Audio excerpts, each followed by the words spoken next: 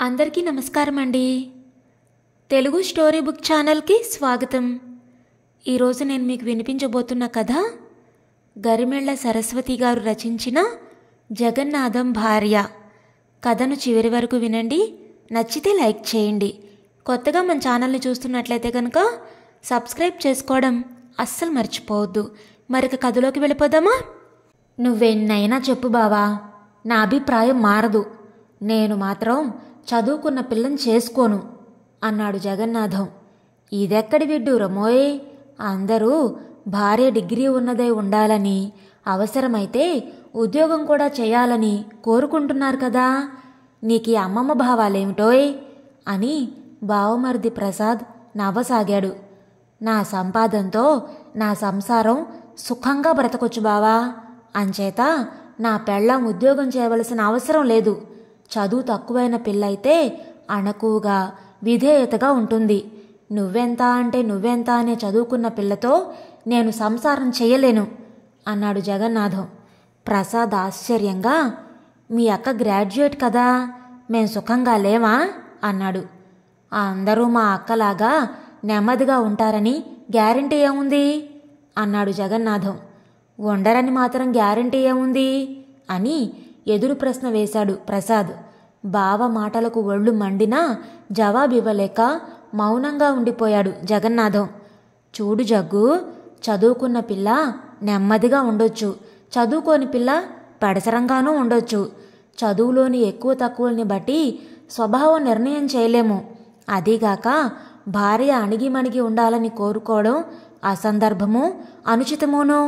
ఒకరి వ్యక్తిత్వాన్ని ఒకరు అర్థం చేసుకొని స్నేహానురాగాలతో బ్రతకడంలోనే సుఖముంది అన్నాడు ప్రసాద్ నచ్చజెప్పే ధోరణిలో. నీ అభిప్రాయాలు నా అభిప్రాయాలు ఏకీభవించాలన్న రూలేమీ లేదు బావా.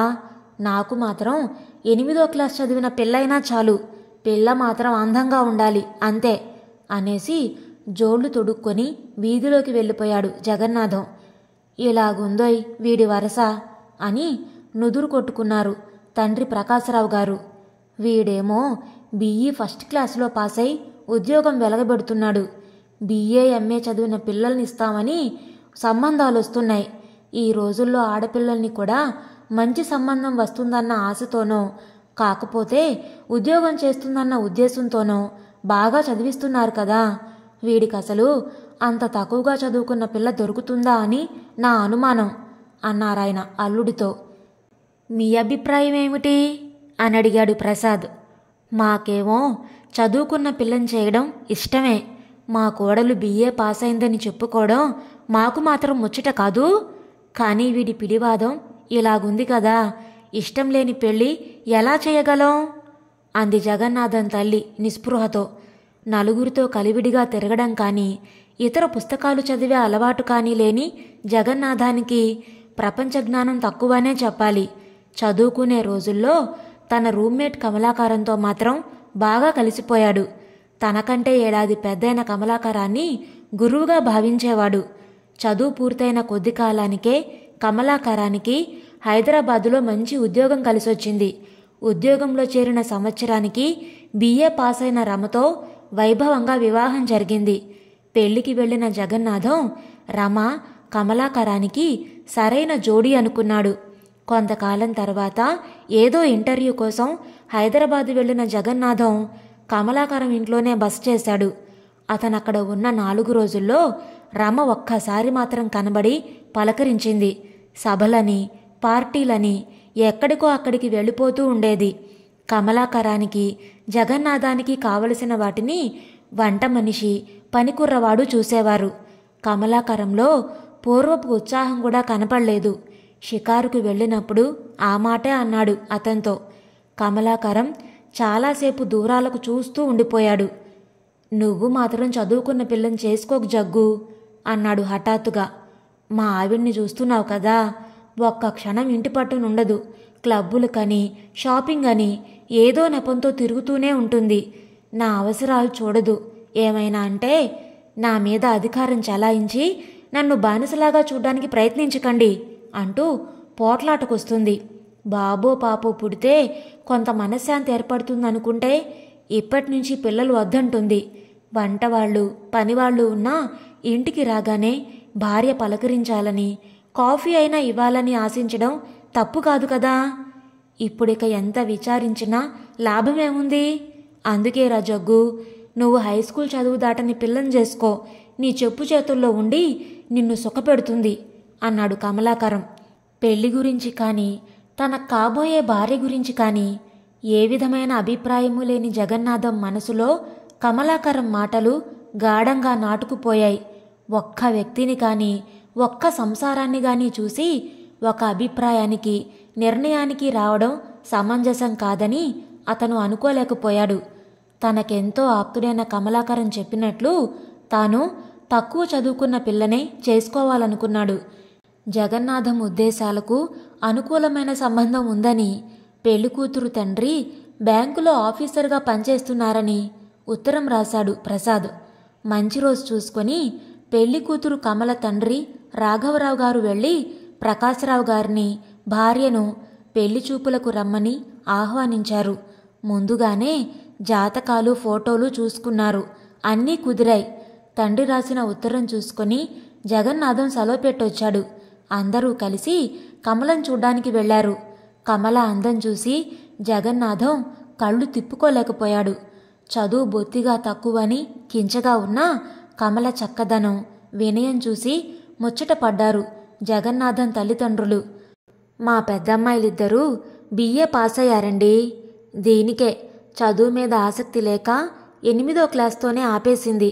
అయితేనే అన్ని రకాల కుట్లు అల్లికలు నేర్చుకుంది. వంట వార్పు ఇల్లు దిద్దడం బాగా వచ్చు అంది కమల తల్లి. అందరూ చెప్పగా కమల అతి కష్టం మీద సిగ్గును పక్కకు నెట్టి ఒక్కసారి కళ్ళెత్తి జగన్నాథం వైపు చూసింది. అంతే, చామన ఛాయ్తో మంచి ఒడ్డు పొడుగుతో ఆకర్షణీయంగా ఉన్న జగన్నాథం ఆమె కళ్ళల్లోని హీరో అయిపోయాడు. రాఘవరావు గారు మంచి కట్నం లాంఛనాలు ఇచ్చి కమల పెళ్లి జగన్నాథంతో ఎంతో వైభవంగా జరిపారు. జగన్నాథం సంసారం హాయిగా తీయగా సాగిపోతుంది. కమల ఇంటిని నీటుగా ఉంచడంలో, వంట పనిలో సిద్ధహస్తురాలు. ఒక్క క్షణం వృధా చేయకుండా అన్ని పనులు చకచకా చేసుకుపోయేది. జగన్నాథం నోట్లో నుంచి మాట రాకుండానే అతని అవసరాలు తెలుసుకొని అమర్చిపెట్టేది. డబ్బును పొదుపుగా వాడేది. చక్కగా అలంకరించుకొని శుభ్రంగా ఉంటూ అతన్ని నవ్విస్తూ ఉండేది తన కబుర్లతో. చదువుకున్న వాళ్ళెందుకు పనికొస్తారు నా కమల ముందు అని గర్వపడేవాడు జగన్నాథం. ఆ రోజు జగన్నాథం ఆఫీసుకు వెళుతూ, సాయంత్రం మా ఫ్రెండు గంగారాం ఇంటికి వెళదాం, సిద్ధంగా ఉండు కమలా అని చెప్పి వెళ్ళాడు. కమల వంట ముగించి ముస్తాబైంది. జగన్నాథం వచ్చాక ఇద్దరూ కలిసి వెళ్లారు. హాయ్ కమలా, నువ్వేనా అంటూ గంగారాం భార్య సునీత ఆనందాశ్చర్యాలతో ఎదురొచ్చి కమల చేతులు పట్టుకొని ఊపేసింది. మా కమల మీకెలా తెలుసు అని ఆశ్చర్యపోయాడు జగన్నాథం. కమల బిఏలో నా క్లాస్మేట్ అండి, నా బెస్ట్ ఫ్రెండ్ కూడాను అంది సునీత. కమల ముఖం పాలిపోయింది.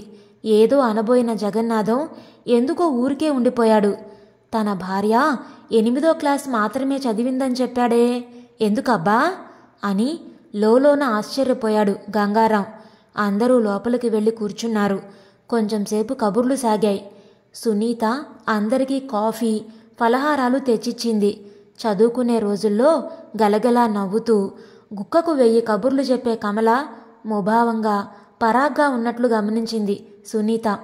ఇల్లు చూపే నెపంతో లోపలికి తీసుకుని వెళ్ళింది. ఏమే కమలా, అలాగున్నావే, మీ వారు నీ మాటలకు కంట్రోల్ పెట్టారా అని అడిగింది.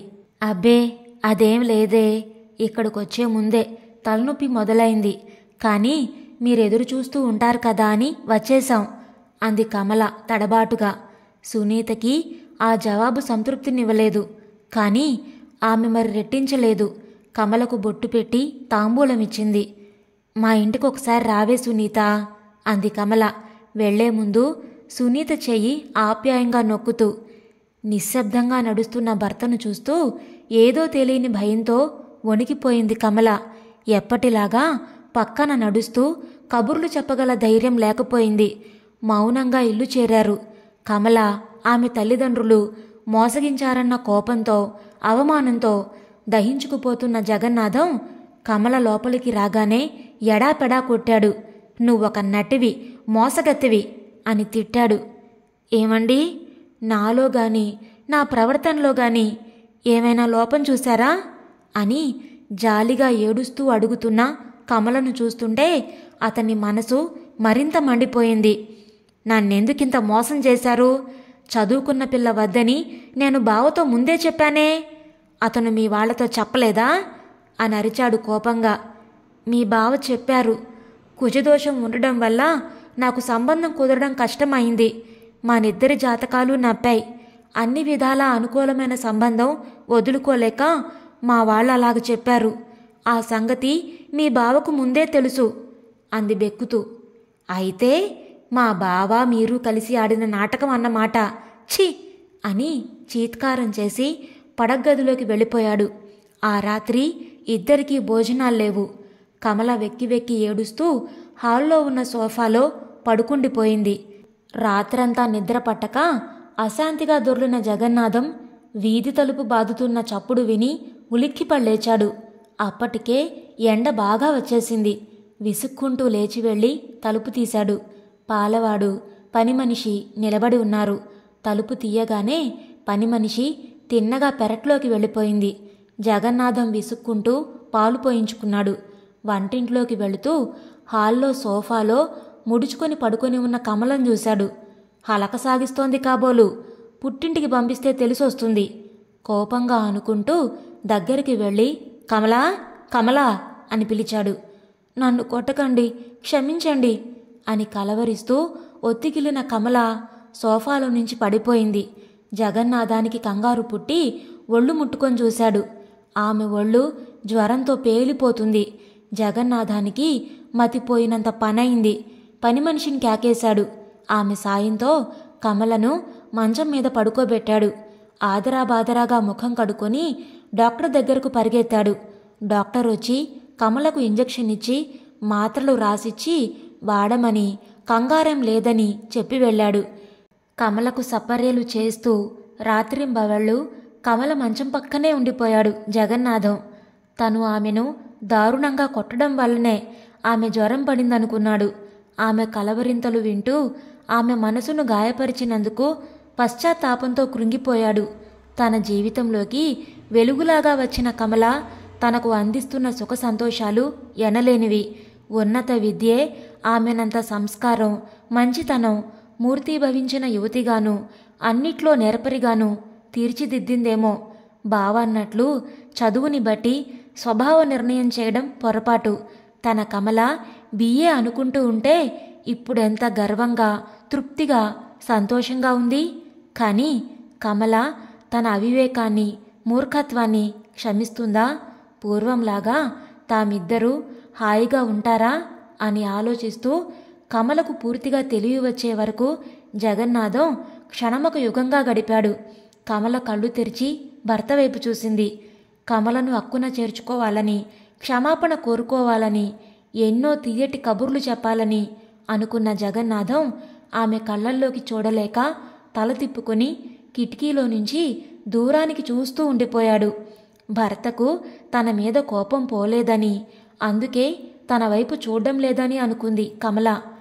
"ఏమండి, నన్ను క్షమించలేరా?" అంది దీనంగా. ఇక జగన్నాథం నిగ్రహించుకోలేకపోయాడు. ఒక్క ఉదుటున వెళ్ళి మంచం మీద కూర్చొని ఆమెను ఒళ్ళోకి తీసుకున్నాడు. "నువ్వే నన్ను క్షమించాలి కమలా. మీ వాళ్ళు నిజమే చెప్పుంటే మూర్ఖత్వంతో నిన్నొదులుకొని ఉండేవాణ్ణి.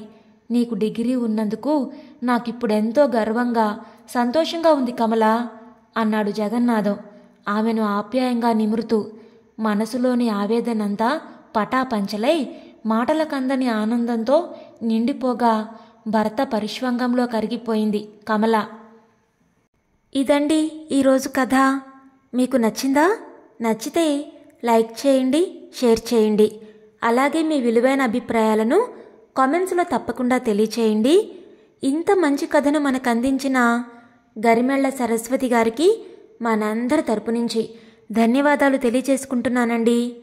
ఇలాంటి మరెన్నో మంచి మంచి కథల్ని వినడానికి మన ఛానల్ని తప్పకుండా సబ్స్క్రైబ్ చేసుకోండి. మరలా రేపు మరొక మంచి కథతో కలుద్దాం. అప్పటి వరకు ఉంటానండి.